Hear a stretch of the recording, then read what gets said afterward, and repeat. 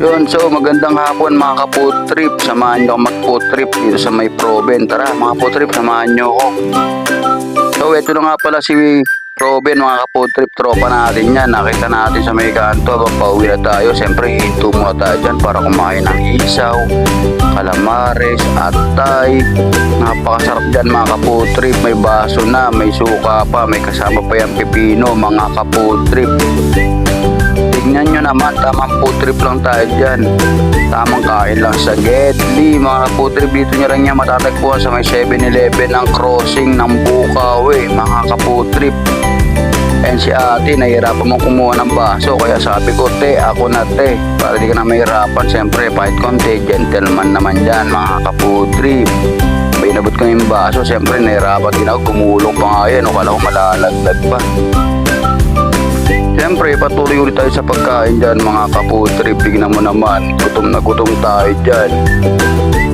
Habang kumakain tayo dyan, siyempre mga food trip, kwentuhan muna tayo dyan ni ate at saka dyan ni tropa, si Proven. Ang bait niyan mga food trip si Proven, tropa natin yan, kapwa natin vendor. Saludo nga pala mga food trip sa kapwa ko vendor dyan.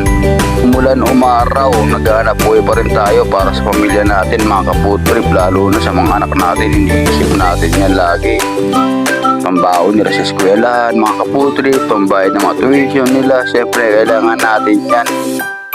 Pagod ka man o hindi, kailangan maghanap buhay para sa kanila mga ka-food trip.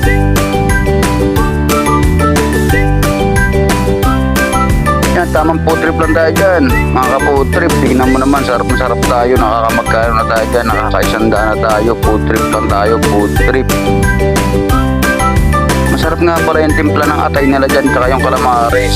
10 piso lang yung atay, tsaka yung calamares mga ka-food trip. Napakasarap, may kasama pang pipino. A few moments later. Yun, so pala mga food trip, pauwi na tayo dyan, nabitin tayo, kakain ulit tayo mga food trip. 50 pesos ulit, bali 150 na nagagastos natin dyan mga food trip. Ang sarap kasi ng suka, may kasama pang pipino.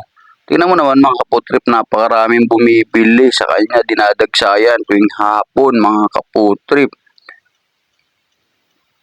Ang lamang mga food trip, maraming salamat sa panunod nyo mga food trip.